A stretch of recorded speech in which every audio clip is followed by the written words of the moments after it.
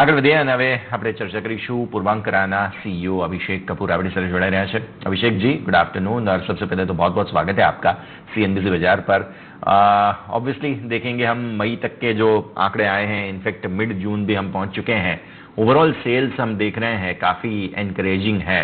और जैसे अफोर्डेबल की अगर हम बात करें तो वहां पर भी सेगमेंट में देखने मिला है थोड़ा सा कमी है, लेकिन बाकी ओवरऑल एनकरेजिंग मूड माहौल देखने मिल रहा है। तो सबसे पहले तो ओपनिंग कमेंट्स कैसे देख रहे हैं आप, जो ऑनगोइंग प्रोजेक्ट्स वगैरह हैं सेल्स को, उसके ऊपर हम चर्चा की शुरुआत करते हैं। Sir, good afternoon. Good afternoon Yash, शुक्रिया शो पे इनवाइट करने के लिए।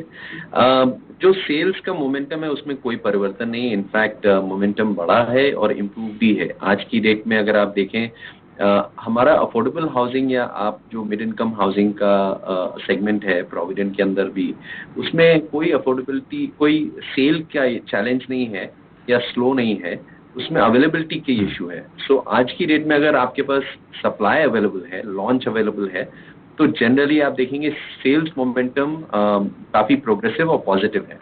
तो अब अगले 2-3 क्वार्टर में आप देखेंगे प्रोविडेंट के जो नए लॉन्चेस आ रहे हैं, उनसे सेल्स का मोमेंटम आपको क्लियरली दिखाई देगा कि उस पर कोई इम्पैक्ट इस सेगमेंट पे नहीं है। इनफैक्ट जो सस्टेनेंस के प्रोजेक्ट हैं उनमें मोमेंटम इम्प्रूव ही हुआ है। सो अगर टोटल लॉन्च पाइपलाइन आप देखें जो हमारी है, 14 मिलियन स्क्वायर फुट जो हमारा टोटल है इस साल का प्लान, उसमें से 7 मिलियन स्क्वायर फुट तो हमारा प्रोविडेंट में है, और उसकी सप्लाई के आने की वजह से आप देखेंगे कि ऑटोमेटिकली उसकी सेल्स आपको ज्यादा दिखाई देगी। ओवरऑल मार्केट में काफी बॉयंसी है। जो रेडी टू मूव इन है वो, जैसे मैंने पहले भी कहा है, कि एकदम खत्म हो चुकी है। इनफैक्ट जो आगे के 2-3 सालों में सप्लाई आने वाली है डिलीवरी के लिए, उसमें भी मेजर सेल्स हो चुके हैं। तो I think demand supply gap जो है वो अभी इस वक्त बढ़ता दिखाई दे रहा है और वो सप्लाई को कैचअप करना पड़ेगा। ठीक है सर, अब रेसिडेंशियल की तो हम बात करते रहते हैं, लेकिन साथ ही साथ थोड़ा सा कमर्शियल के ऊपर भी मैं समझना चाहूंगा, क्योंकि हमने देखा है कि जिस तरह से लॉन्च पाइपलाइन है यहाँ पर FY24 में, काफी इंटरेस्टिंग लग रहा है सर। जी यश, हम 2 प्रोजेक्ट आज अंडर कंस्ट्रक्शन है हमारा कमर्शियल में, करीब 3 मिलियन स्क्वायर फुट का। दोनों बैंगलोर में है, एक कनकपुरा और एक नॉर्थ बैंगलोर में बिलारी रोड पे है। और दोनों प्रोजेक्ट में प्रोग्रेस सिग्निफिकेंट है, और आज की डेट में जो हम डील पाइपलाइन देख रहे हैं वो काफ़ी स्ट्रांग है। खाली डिफरेंस ये है कि लोगों को थोड़ा समय लग रहा है आज डिसीजन लेने में, क्योंकि ऑप्टिमाइजेशन स्ट्रैटेजी लोगों की अलग अलग कंपनीज की चल रही है कि वो कैसे स्पेस को ऑप्टिमाइज करेंगे, और जो थोड़ा इम्पैक्ट वर्क फ्रॉम होम कर रहा है उसको कैसे बैलेंस आउट करेंगे। हालांकि अब सारी कंपनी इंसिस्ट कर रही हैं कि आपको ऑफिस आना ही आना है, हफ्ते में 3 से 4 दिन आना पड़ेगा ऑफिस। तो वो एक पॉजिटिव डेवलपमेंट है, बट उसका जो रियल इम्पैक्ट है कमर्शियल पे, वो हमें लगता है अगले 2 साल में दिखाई देने लगेगा। इनफैक्ट अगले साल में दिखाई देगा। जो ये RFIs और RFPs आज जो फ्लोट कर रहे हैं, जैसे जैसे वो डील्स क्लोज होती जाएंगी, हालांकि डील हो रही है, लेकिन वो आज जो रेडी इन्वेंट्री है उसमें डील हो रही है, जो अंडर कंस्ट्रक्शन इन्वेंट्री है उसमें डील और थोड़े टाइम में आपको दिखाई देने लगेगी। तो ओवरऑल कमर्शियल का डिमांड एक तरह से शिफ्ट होता नजर आ रहा है।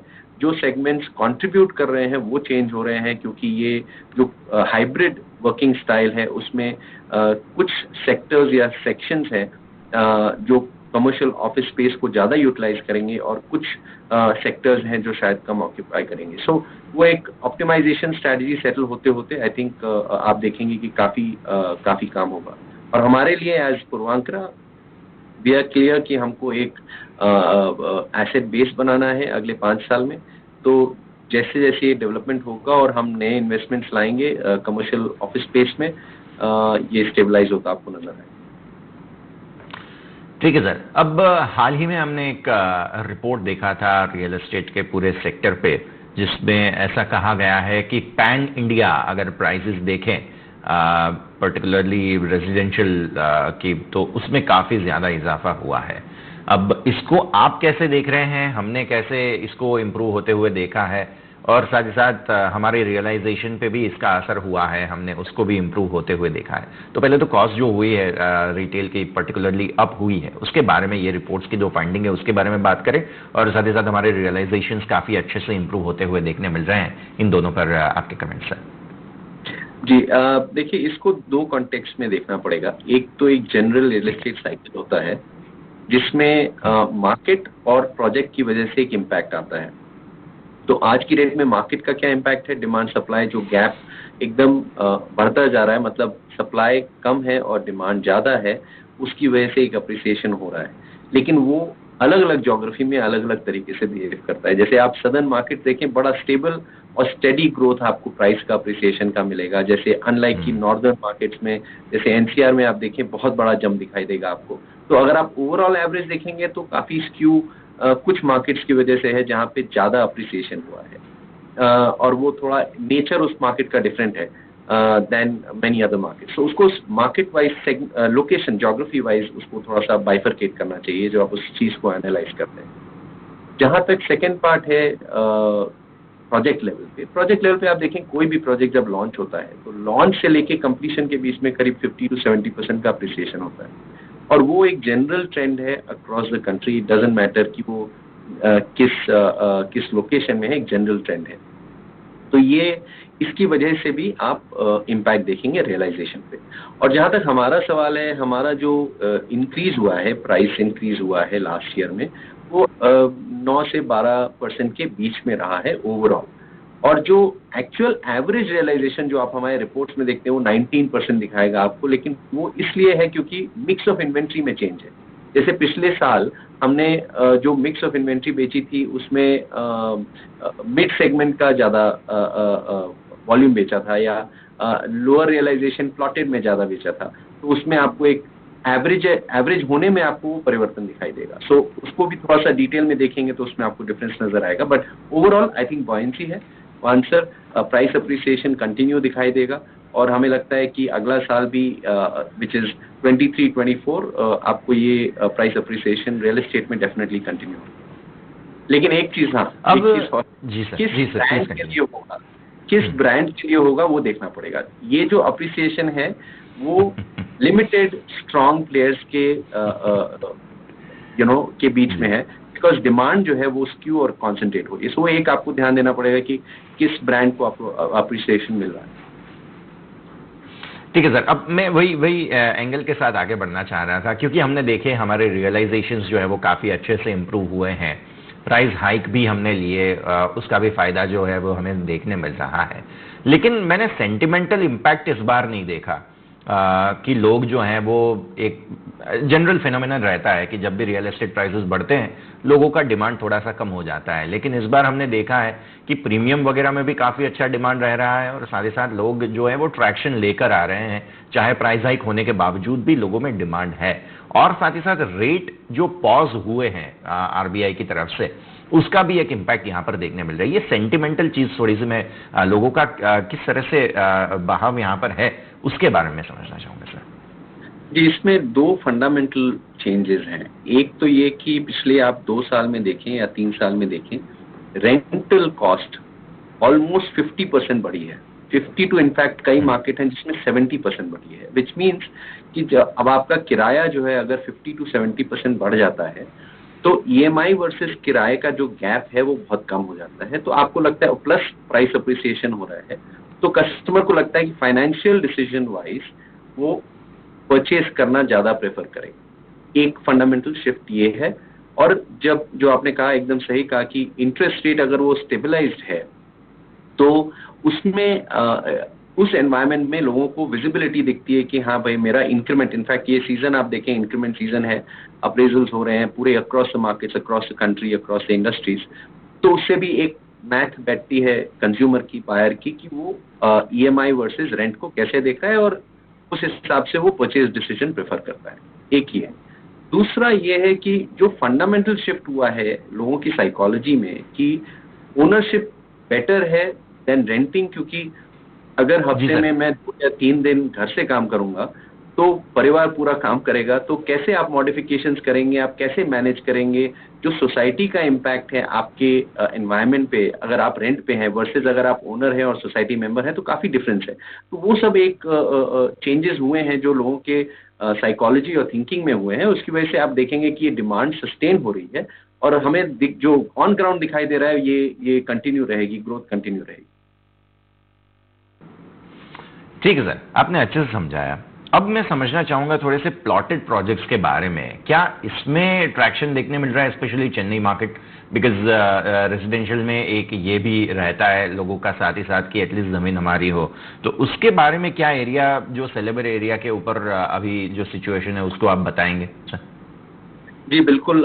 प्लॉटेड देखिए सबसे फास्ट मूविंग प्रोडक्ट है हमारे लिए, और आई थिंक ये पूरे मार्केट में है, सभी के लिए है। तो प्लॉटेड में जो इन्वेस्टमेंट लोग कर रहे हैं, आई थिंक उसमें वो ट्रैक्शन कंटिन्यू दिखाई दे रहा है। और जहां तक हमारी सेल्स का सवाल है, हमने एक लॉन्च किया था जिसमें पहले वीकेंड पे हमने 150 करोड़ का माल बेच दिया। आज वो प्रोजेक्ट ऑलमोस्ट 90% सोल्ड आउट है हमारे, और वो अभी पिछले क्वार्टर में लॉन्च हुआ है। तो the point I am trying to make is कि आप अगर प्लॉटेड का ट्रैक्शन देखें, चाहे चेन्नई में हो, बैंगलोर में हो, कोयम्बटूर में हो, जहां जहां हमने प्लॉटेड डेवलपमेंट लॉन्च किया है, अब्जॉर्प्शन और मोमेंटम और प्राइस तीनों में हमको काफी पॉजिटिव ट्रेंड दिखाई दिया है। और हम ये एफर्ट कर रहे हैं कि इस साल 3.5 मिलियन स्क्वायर फुट का लॉन्च करें प्लॉटेड में across Bangalore, Chennai and Coimbatore. Definitely sir.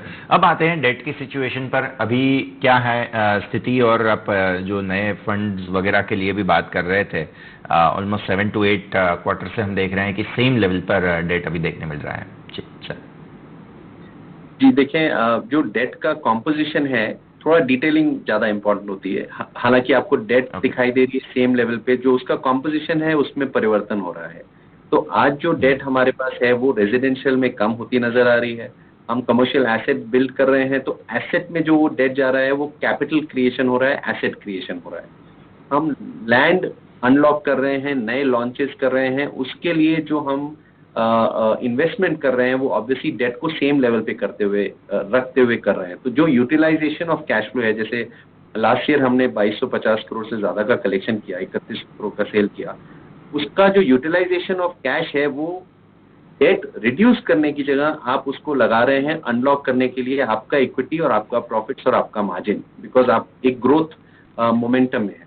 तो अगर आप देखें, हमारा जो डेट है वो सेम लेवल पे होते हुए भी जो पर स्क्वायर फुट डेवलपेबल एरिया है, मतलब आज अंडर कंस्ट्रक्शन एरिया है, उस पे वो डेट ऑलमोस्ट 50% पे आ गया है। और आगे जैसे हम ये 14 मिलियन स्क्वायर फुट लॉन्च करेंगे इस साल में, पर स्क्वायर फुट बेसिस पे जो एरिया अंडर डेवलपमेंट है, आप उसको वापस और कम होता दिखाई देगा। तो उसका दो इम्पैक्ट है, एक तो आपका जो लोन टू वैल्यू का कवर होता है, और दूसरा जो होता है वो है इंटरेस्ट। आपका इंटरेस्ट ऑन पर स्क्वायर फुट बेसिस जो आप सेल कर रहे हैं, जो रेवेन्यू है, वो भी कम होता दिखाई देगा। सो ओवरऑल आई थिंक हमारा जो डायरेक्शन है डेट पे वो बहुत ही पॉजिटिव है, और हम काफी कॉन्फिडेंट हैं कि अगले साल में और इस पे प्रोग्रेस आपको दिखाई देगी। डेफिनेटली सर, बहुत अच्छे से आपने समझाया। और एक आखिरी सवाल, जो 700 करोड़ का अलोकेशन की बात है AIF से, इसे कैसे प्लान कर रहे हैं? किस सेगमेंट में हम यहाँ पर आगे बढ़ते हुए देखने मिलेंगे, और कोई टाइमलाइन यहाँ पर अगर आप बताना चाहें तो सर? जी, पहला इन्वेस्टमेंट हमारा अनाउंस हो चुका है जो कि चेन्नई में था। इनफैक्ट हम टारगेट कर रहे हैं कि नेक्स्ट क्वार्टर में लॉन्च हो जाए। और 2 और इन्वेस्टमेंट हम देख रहे हैं, दोनों प्लॉटेड में है आज की डेट। बट बेसिकली जो हमारा एफर्ट है वो प्लॉटेड और प्रोविडेंट के जो मैंडेट है फंड का, वो प्लॉटेड और प्रोविडेंट में है। तो एज ऑफ नाउ एक इन्वेस्टमेंट प्लॉटेड में हो चुका है और 2 इन्वेस्टमेंट एक्सपेक्टेड है, उस पर काम शुरू है। और हम कोशिश यही करेंगे कि ये सारे प्रोजेक्ट का टर्न अराउंड इसी साल में करके हम रेवेन्यूज जनरेट करना शुरू करें, और इन्वेस्टर्स को पैसे वापस उनको दिखाई देने लगेंगे रेवेन्यू में से आते हुए। डेफिनेटली सर, बहुत बहुत शुक्रिया अभिषेक जी आपका हमारे साथ जुड़ने के लिए और ये सारी जानकारी देने के लिए। Thank you so much. शुक्रिया सर। यस। તો આપણે વાત કરી પૂર્વાંકરાના મેનેજમેન્ટ સાથે, અને આજે તમે જુઓ જે સેલ નંબર્સ સાથે બધા અપડેટ્સ આવ્યા છે, પછી સ્ટોક 6% ઉપર છે। આ પણ રિયલ એસ્ટેટ સ્ટોક્સમાં જબરદસ્ત એક્શન છે, નજર રાખીશું। સમય થયું છે એક ક્વિક બ્રેકનો, વિરામ લઈએ। વિરામ બાદ વધુ એક રિયલ એસ્ટેટ કંપની બ્રિગેડ એન્ટરપ્રાઇઝના મેનેજમેન્ટ સાથે ચર્ચા કરીશું। બ્રેક।